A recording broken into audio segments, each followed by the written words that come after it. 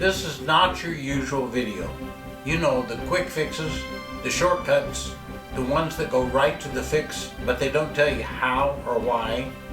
I know my channel is called Real Fixes Real Fast, and I have several of those kind of videos, but this is not a quick fix video. It's not for everyone. For many of you, this will be way over your heads and probably more confusing than you would expect. But for the person who really wants to learn the method of critical thinking and the steps to get there, this is for you.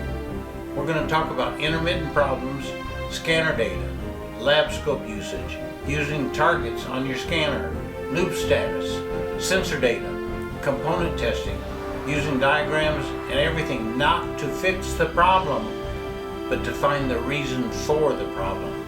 So let's get started. The car starts cold and begins to run, and it'll actually run okay for probably a minute or less, and then it'll start misfiring. Now it sets code P0300, which is a random misfire, and as it begins to run, if you look at the engine, you can see it when it begins to miss. It'll just shake and miss for a little while, and then it'll clear up and run smooth again.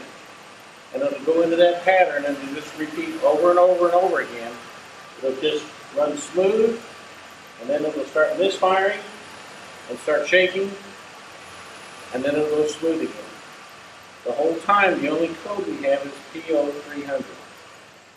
On our scanner, we're looking up misfire counters, and as you can see right here, we've got cylinders 1, 3, and 5. We've got misfires on cylinder number 5, and then over here we've got 2, 4, and 6, and we've got misfires on 2.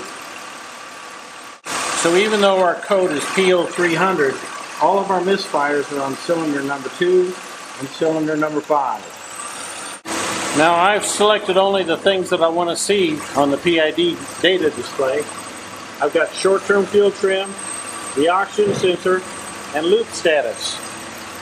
Now I want you to understand this engine's been running for probably 15-20 minutes now, and we're still in open loop. It never changes to closed loop. The short-term fuel trim is at 0. The oxygen sensor is either rich or lean. Right now we have the misfire. It is shaking, and you see we're reading way down low. We're very, very lean. Let's review. It starts out normal. It develops a misfire. The misfire goes away. The misfire counters indicate that all of the misfires are coming from cylinder number 2 and number 5. As we look at the scanner, it stays in open loop, never goes to closed loop. And as we look at the oxygen sensor and the short-term fuel trim, the oxygen sensor is either peg rich or peg lean. It goes rich when it's running smooth, and it goes lean when there's the misfire. Now the short-term fuel trim is doing nothing. It's staying at 0. But that's because it's in open loop. Open loop means there's no computerized fuel control. It's all strategic in the memory. We're not using active fuel control. Now, as you know, a misfire can be caused by loss of spark, the coil not delivering spark. Let's see if we have spark. This is a V6 engine, and we've got 2 banks, or 2 heads. We've got a misfire on the front, and we've got a misfire in the back. Of course, the front is much easier access. That is cylinder number 2. So I'm going to do my spark testing on cylinder number 2. Most likely it's the same on cylinder number 5 since it's the same problem. But I just have good access up here.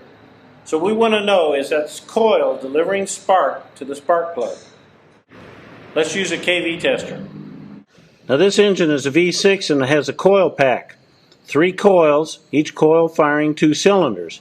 And it just so happens that the middle coil is firing cylinder number 2 and cylinder number 5, which is where our misfires are.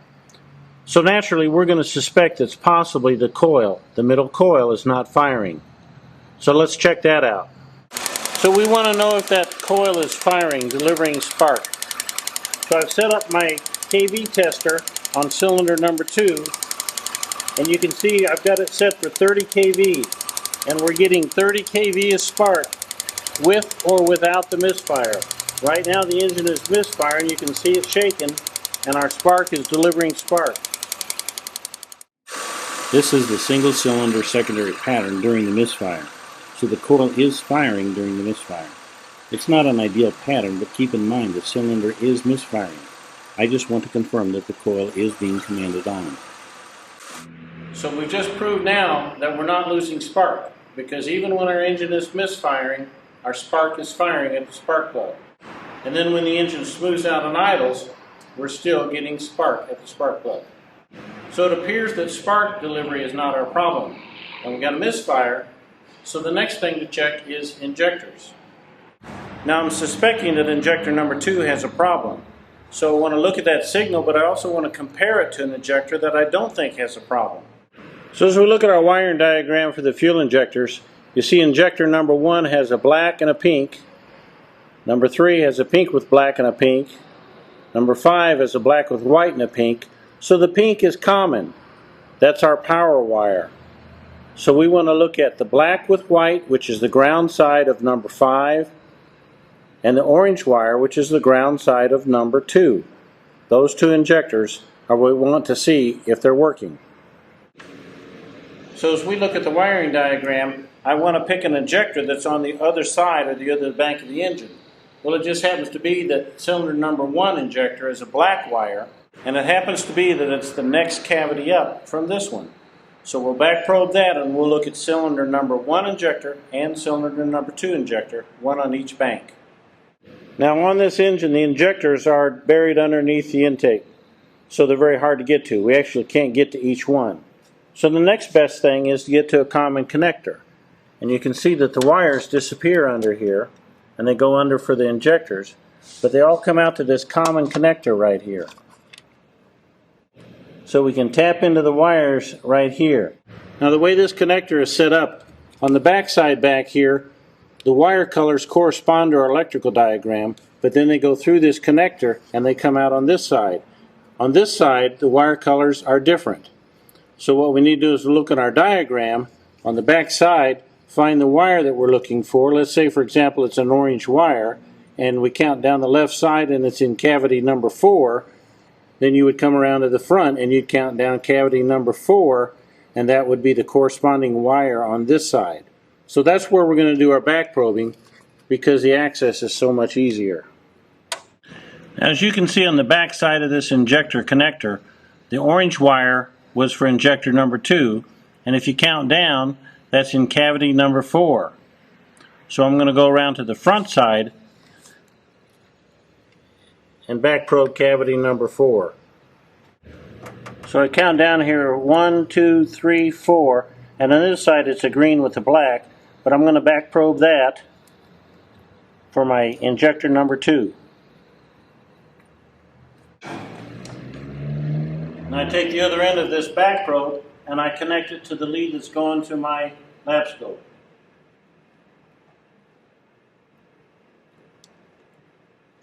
So I'm back probed into number 2 injector. So I'm going to back probe the next injector, number 1, which is the next cavity up, and I'm going to connect that to my green lead on the lab scope. So when we start the car with our injectors back probe, our lab scope comes up to what its automatic settings are, and we can see a square wave pattern or an injector pulse width pattern here for injector number 2, which is the one we think is bad. Now it just disappeared, and we've got the misfire. You can feel the misfire. It just disappeared. But what happened to cylinder number 1? We've got them both back probed. Now as you'll watch, the misfire is going to go away, and we're going to get our injector back here. Now the engine is smoothed out, we have no more misfire, and we've got this injector. But the scope is always going to set up in somewhat of a preset, so I'm going to take number green, which is our injector number 5, or number 1, the good injector, but you can see we can't see it. That's because we're on 10 milliseconds. It's actually there, but we need to go up here to sweep and change our sweep. Let's go to 200 milliseconds. Now, of course, that is going to squeeze it back down. You don't see it as wide, but we can keep looking at the injector now. you can see we're triggered. We got the trigger on the yellow injector, which is cylinder number 2, and cylinder number 1 is over here. So when our misfire occurs, the yellow injector goes away. Now the green is still here, it's bouncing around because we're not triggered on the green, we're triggered on the yellow. So if I want to make that consistent, I can go up here and I select my trigger, and I want to trigger off number 2, which is the green. And now you can see my trigger is right here, and I'm triggering off the green. Now the yellow is there, that's the misfire. Our engine right now is running smooth. But in a moment here, we'll get our misfire, and you're going to see cylinder number 2 disappear. Now we've got our misfire. So cylinder number 1,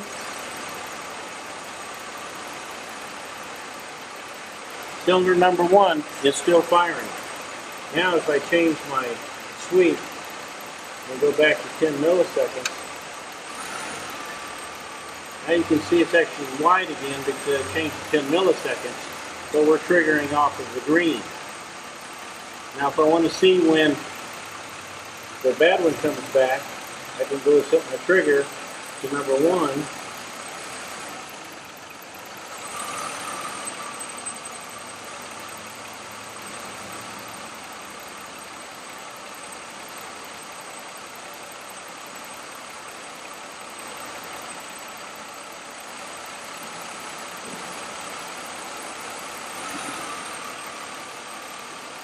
Now I'm triggering off the yellow again.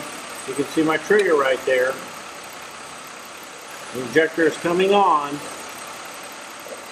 We can't see the green because I'm back to 10 milliseconds.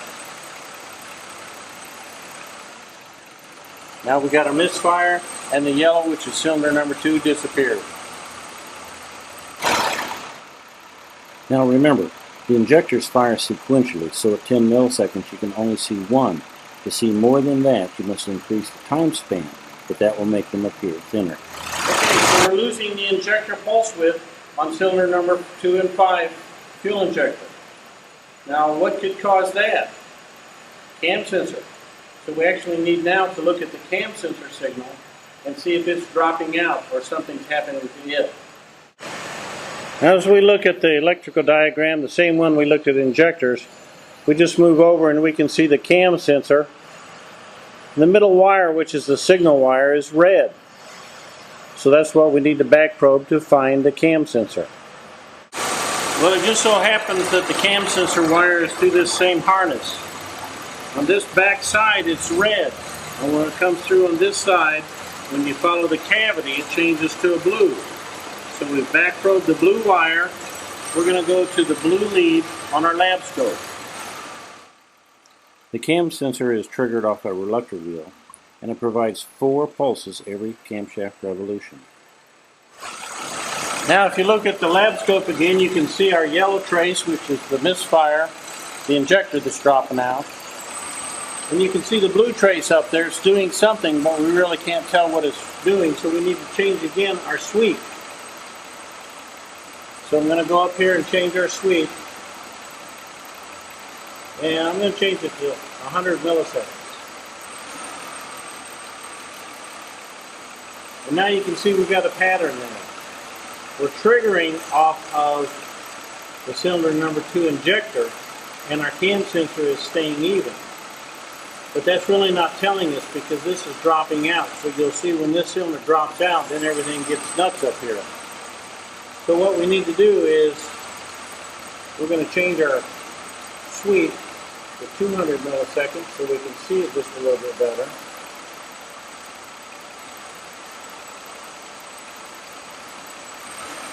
Then I'm going to change my trigger to cylinder or trace number 3, which is the blue.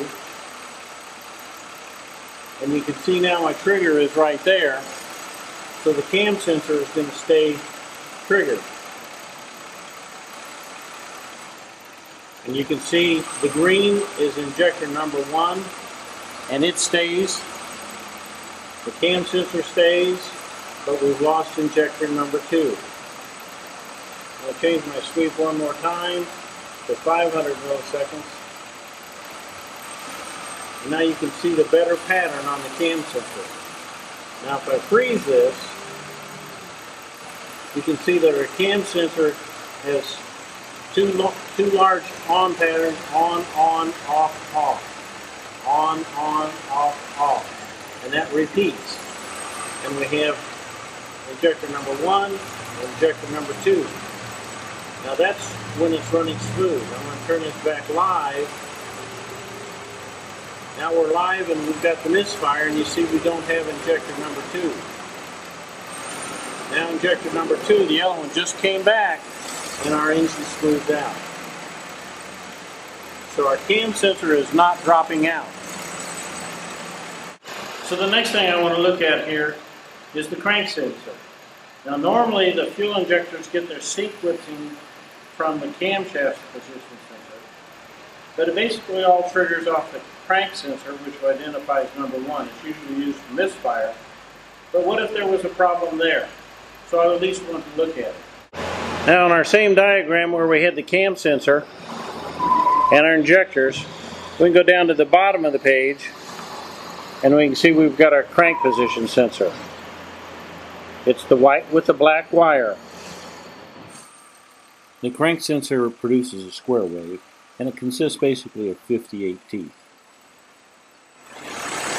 Now on this engine, the crank sensor is pretty hard to get to as far as access, so I'm actually going to go to the computer.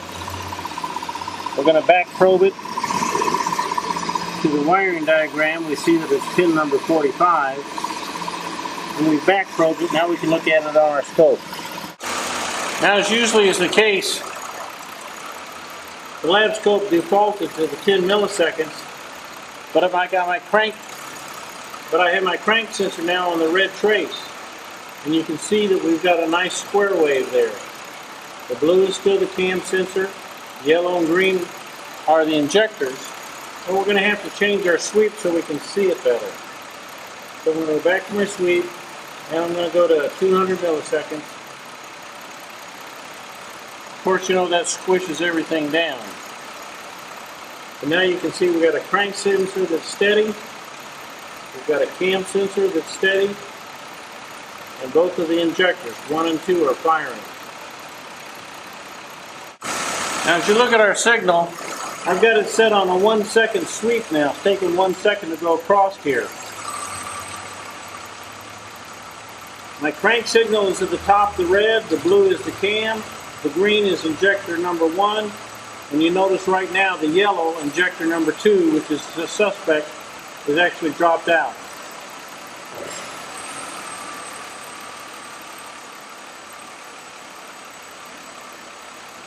Now I want to slow this down and take a little closer look.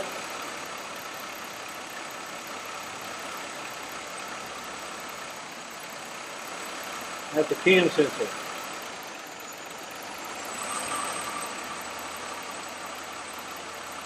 Now we've slowed it down to 100 milliseconds.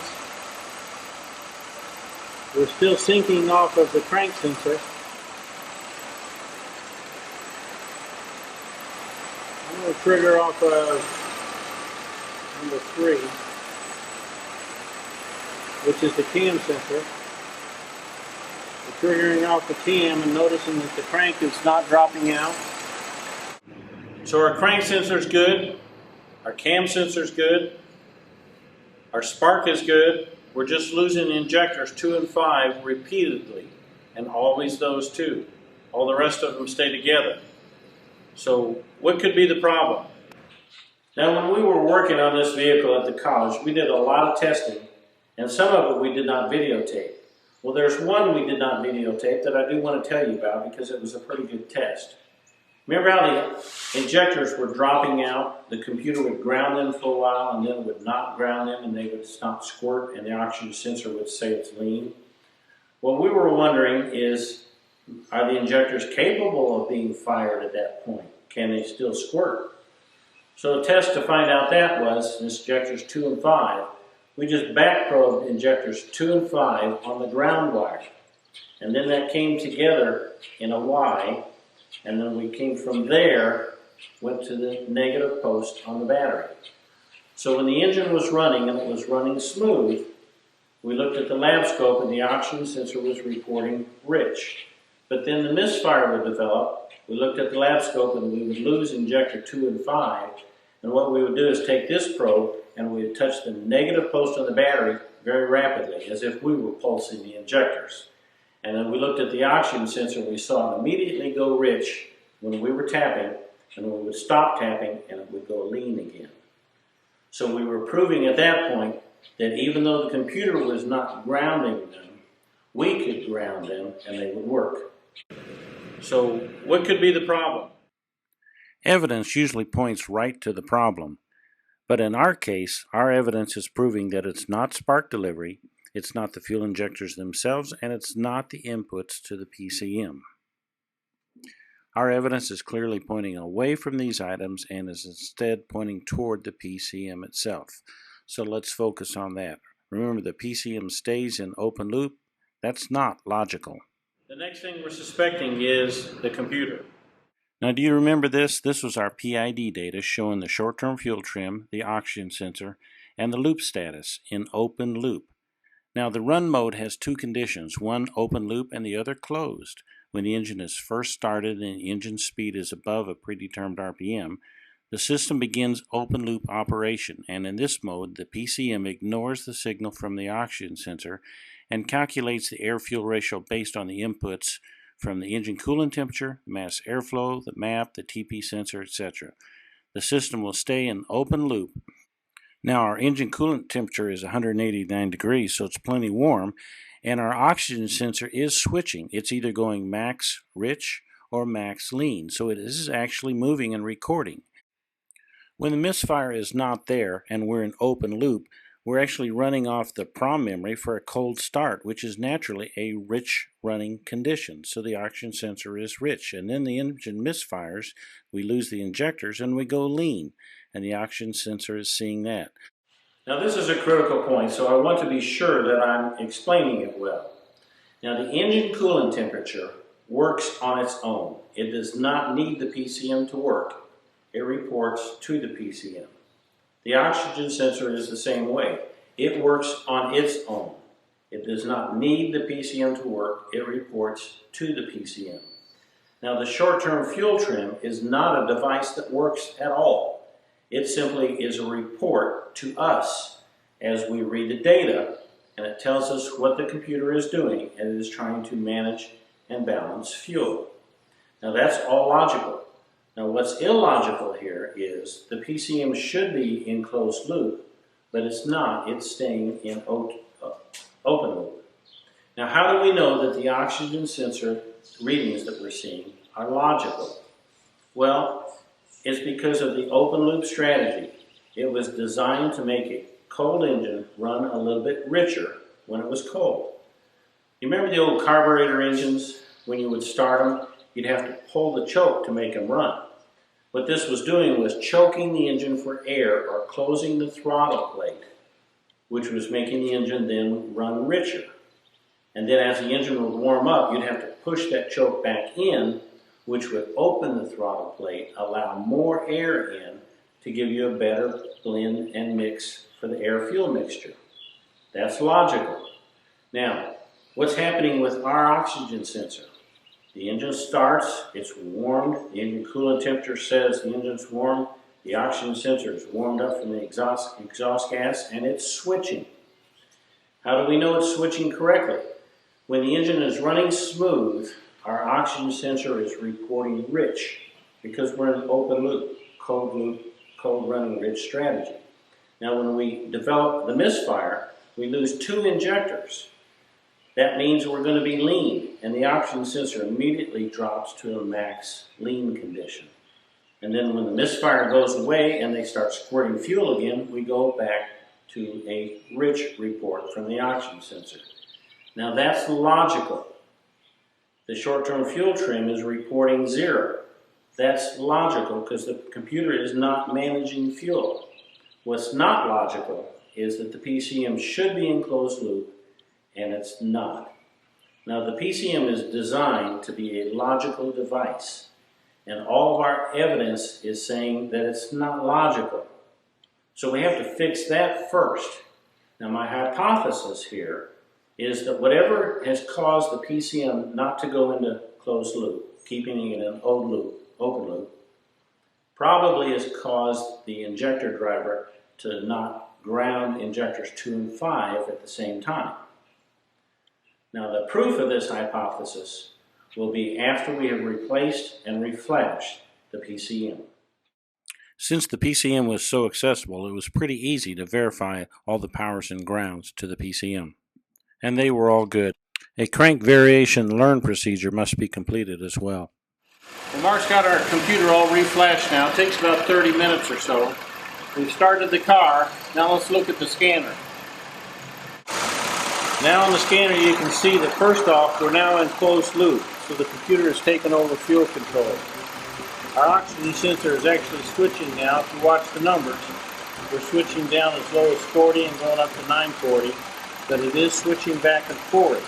The computer sees that and allows it to go into closed loop. And if you look at fuel trim, now we're running fuel trim. Fuel trim tells you that the computer is actually managing the fuel. We're dropping down to a -10 and up to about a 9 positive. So the short-term fuel trim is responding as well. So if you have a car that you're working on and it's kind of difficult to diagnose, and it seems like it's doing some things that are illogical, we'll take a logical approach to try and understand it. It's a process of elimination. Think what could cause it, start testing, gather your evidence, and it'll lead you to the problem.